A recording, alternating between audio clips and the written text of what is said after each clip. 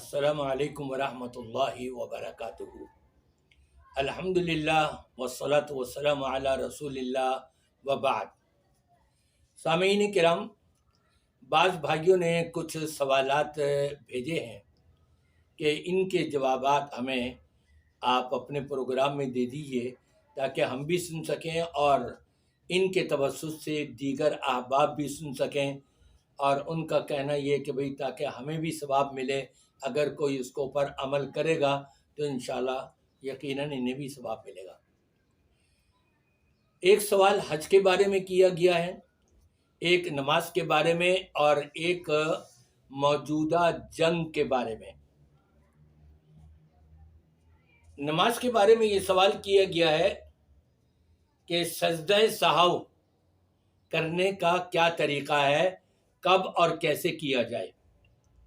دیکھیے، نبی کریم صلی اللہ علیہ وسلم ایک موقع پر 4 رکعتوں کے بجائے آپ 2 رکعتیں پڑھا کر آپ اپنے گھر تشریف لے گئے۔ صحابہ کرام آپس میں چیمہ گوئیاں کرنے لگے، بھائی کیا بات ہو گئی، آج تو نبی پاک صلی اللہ علیہ وسلم نے 2 رکعتیں پڑھائی ہیں، کسی کی ہمت نہیں ہو رہی تھی وہاں بولنے کی۔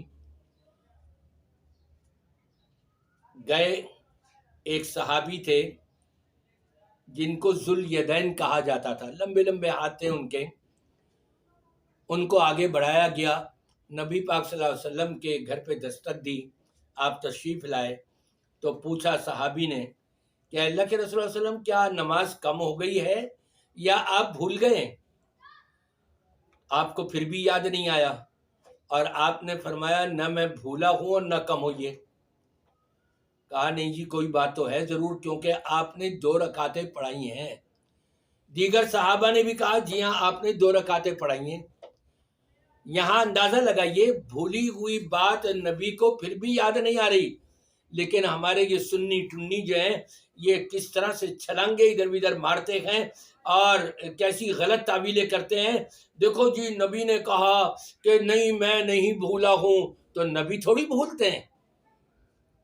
اگر نبی بھولے نہیں تھے تو دوبارہ آ کر کے 2 رکعتیں مزید پڑھا کر سجدہ سہو کیوں کیے؟ ان کو یہ نظر نہیں آ رہا۔ اللہ ہدایت دے۔ بہرحال جب آپ کو تصدیق ہو گئی مختلف صحابہ سے کہ ہاں جی 2 ہی رکعتیں پڑھائی ہیں، آپ تشریف لائے، مزید 2 رکعتیں پڑھائیں۔ اتحیات جب مکمل پڑھ لی آپ نے تو سلام پھیرنے سے پہلے آپ نے 2 سجدہ سہو کیے، اور اس کے فوراً بعد آپ نے سلام پھیر لیا۔ سجدہ سہو کے بعد پھر دوبارہ آپ نے اتحیات نہیں پڑھی۔ یہ ہے اصل طریقہ سجدہ سہو کو ادا کرنے کا۔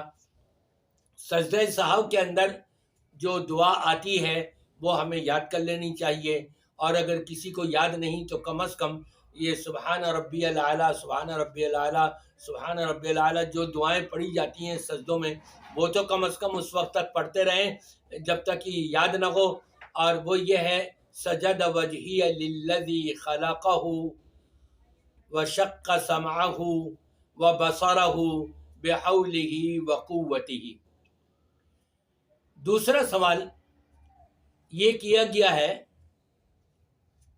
کہ حج بدل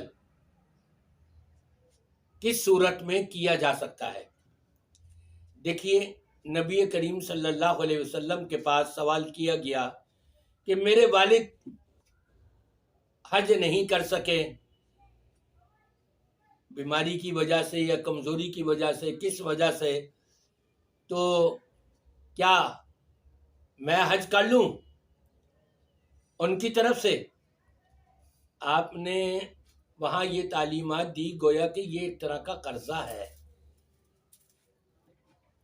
لہذا تم ان کی طرف سے حج بدل کر لو، لیکن حج بدل وہ کرے گا جس نے پہلے خود اپنا حج ادا کیا ہوا ہو۔ جس نے اپنا حج ادا نہیں کیا ہوا وہ حج بدل نہیں کر سکتا۔ بہتر یہ ہے کہ ورثاء میں ان میں سے کوئی کہ جس نے حج بدل ادا کیا ہوا ہو، حج اپنا ادا کیا ہوا ہو، وہ حج بدل ادا کر لے، اللہ قبول کرنے والا ہے انشاءاللہ تعالی۔ تیسرا سوال